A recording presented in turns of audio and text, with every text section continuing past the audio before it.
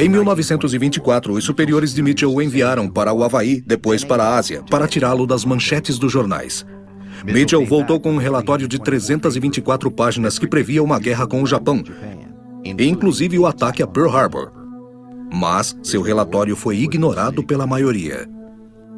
Apesar dos serviços prestados, Mitchell foi condenado à corte marcial por insubordinação. E isso praticamente acabou com sua carreira militar. Houve alguns avanços na aviação americana. A maioria dos aviões operacionais era da família Curtiss P-1 Hawk e Boeing P-12.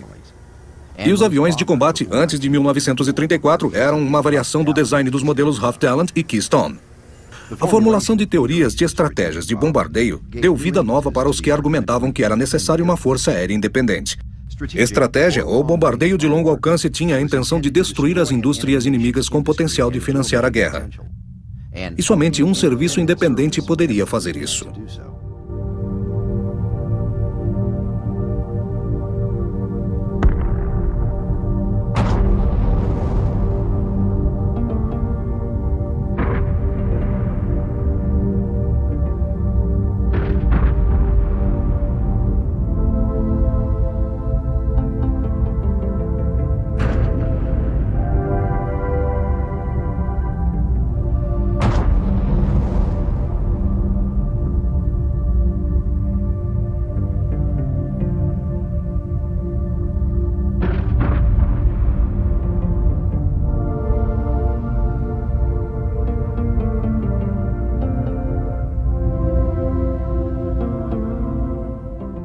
Apesar de uma certa obstrução do Departamento da Guerra, cuja desculpa foi a falta de dinheiro, a Força Aérea conseguiu grandes feitos durante a década de 1930. Surgiu uma doutrina de bombardeios pesados de longo alcance, atingindo precisamente alvos industriais. Foram desenvolvidos novos bombardeiros para melhorar a efetividade dos ataques, particularmente velocidade e altitude. A superioridade dos bombardeiros resultou no estudo da visibilidade de 1934 para um bombardeiro de 35 toneladas com 4 motores, chamado de Boeing XB-15, totalmente preparado para combate, guiado pelo design do modelo 299, que mais tarde se tornaria a fortaleza voadora B-17, lançado em julho de 1935.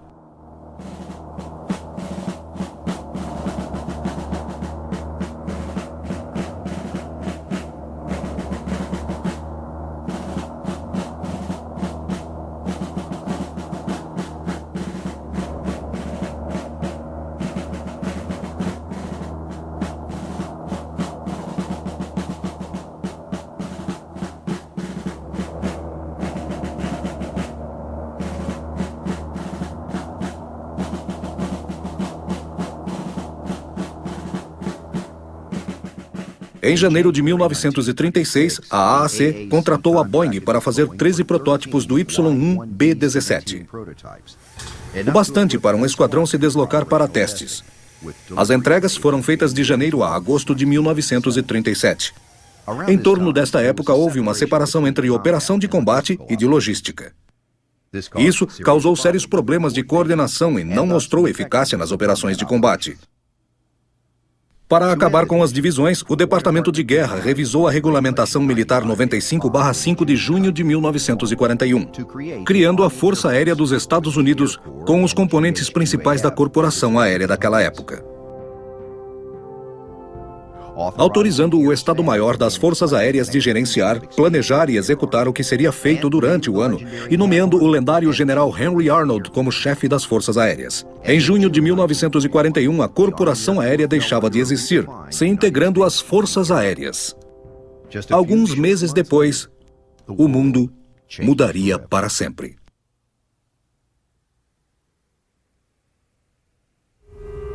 Terceiro ato. Os primeiros dias.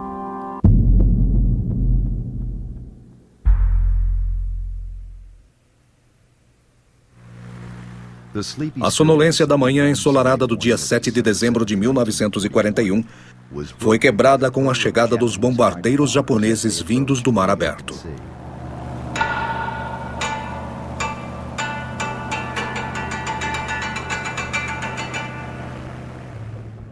Homens da base de treinamento da Força Aérea estavam com dificuldades em se defender e defenderem seus equipamentos e naves. Enquanto os japoneses atacavam a base com fúria, poucos foram capazes de decolar e lutar de igual para igual com o inimigo. Historiadores sustentam que a defesa de Pearl Harbor em dezembro de 41 foi o marco zero.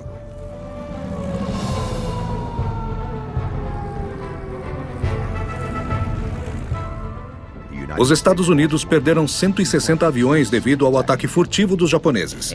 E durante a confusão da batalha, 5 aviões do USS Enterprise foram derrubados devido ao fogo amigo.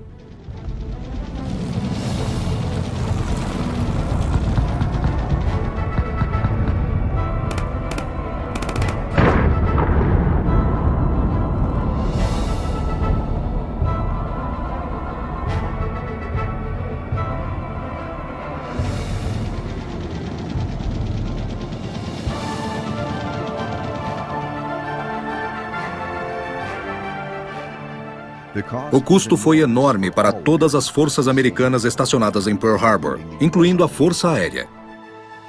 A nação ficou atônita com o poderio de destruição gerado pela Força Aérea japonesa.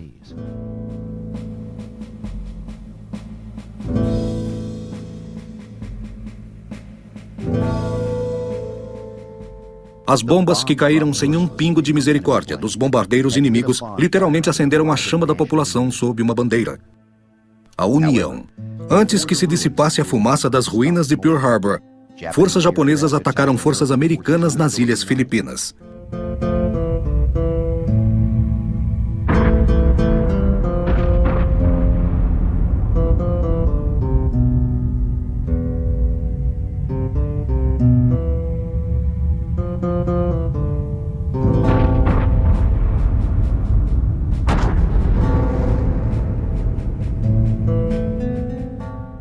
Comandando as forças americanas no Extremo Oriente estava o general Douglas MacArthur.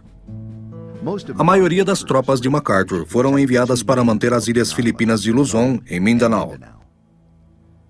Em outubro de 1941, MacArthur informa ao general George Marshall que ele tinha 135 mil tropas, 220 combatentes variados, bombardeiros e aviões de reconhecimento. Isso proporcionou uma força ofensiva e defensiva extremamente bem estruturada. E alegaram que as Filipinas eram a peça-chave ou o marco zero da linha de defesa americana. Contudo, esse número expressivo não abalou a Força Aérea japonesa. Eles juntaram todos os aviões para lutarem numa batalha que era considerada perdida.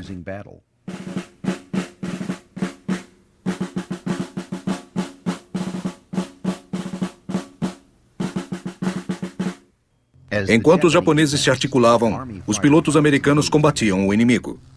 Os poucos B-17 que escaparam da destruição juntaram-se à batalha.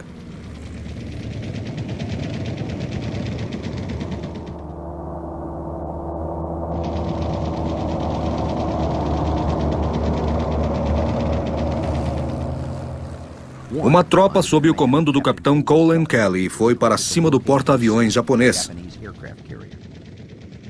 ao invés dos B-17 do capitão Kelly partirem para cima do cruzador.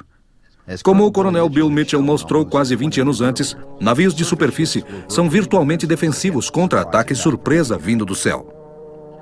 As bombas de Kelly afundaram o cruzador, o tirando da batalha. Pelo seu esforço, Kelly pagou com a vida.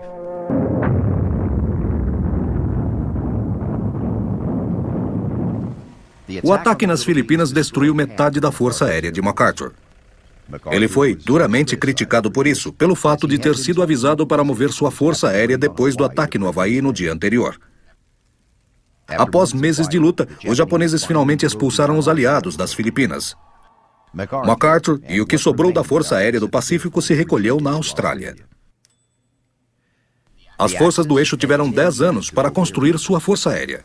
Os Estados Unidos tiveram que fazer em 1 ano, e ao mesmo tempo enfrentar um inimigo feroz. Isso fez a indústria americana dobrar ou quadruplicar seu efetivo de guerra. Havia sim uma esperança para a vitória, graças aos russos e ingleses que deram aos Estados Unidos tempo para suprir os seus aliados e construir sua força aérea. A ponto do Comitê Truman declarar: tivemos sucesso na criação de uma indústria aérea americana, às quais temos a esperança de se equivaler.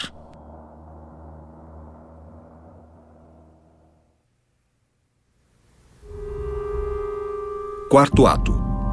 Os tigres voadores.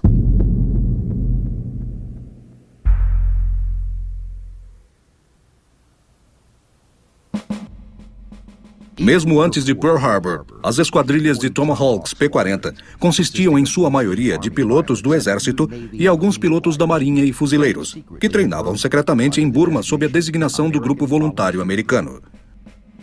Em 1942, o grupo foi oficialmente absorvido pela Força Aérea Americana.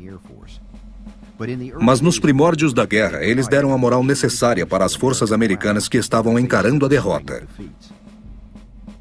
Esses pilotos pintavam na fuselagem dos aviões bocas com dentes afiados e se autodenominavam os tigres voadores. Embora muitas vezes chamados de unidade mercenária, o Grupo Voluntário Americano era singular e havia um fundo para recrutar unidades de trabalho nos Estados Unidos. Os pilotos passaram pelos serviços aéreos dos Estados Unidos ou eram oficiais da reserva. Contrariando a lenda, nenhum foi recrutado de postos da aviação civil ou espetáculos aéreos. Alguns dias depois do acontecido em Pearl Harbor, o 1º e 2º Esquadrão dos Tigres Voadores são enviados para Kunming, ao longo do caminho de Burma. Lá, Chennault monta o quartel-general de batalha e uma rede de comunicação com olheiros da aviação chinesa. Os japoneses estão estabelecidos 96 quilômetros à frente, em Hanoi, seguindo para Kunming para destruir os tigres. No momento em que os japoneses decolaram, o mundo ficou de olho em Chennault e nos tigres voadores, pois presumiu-se que estavam sob fogo cerrado. Olheiros em lugares isolados e em morros altos usaram lentes para passar o sinal à frente. Esse foi um momento decisivo. Após uma batalha dura, a Força Aérea estava determinada a não perder outro avião em terra. Para os pilotos, Kunming não seria outra Pearl Harbor. Esse ataque não era surpresa. Os japoneses estavam dispostos a arrancar os dentes afiados dos tigres. Os tigres partiam um após o outro e voavam na formação tigre e se protegiam nas nuvens. Então, centenas de pés acima do chão, a batalha se inicia. Aviões despejam suas cargas. Os tigres atiravam com precisão mortal. Em minutos, os japoneses perderam 3 aviões na luta aérea, e o 4º ficou tão avariado que caiu antes mesmo de dar algum tiro.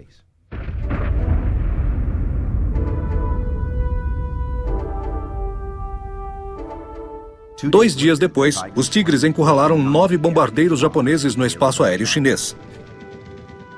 Os japoneses perderam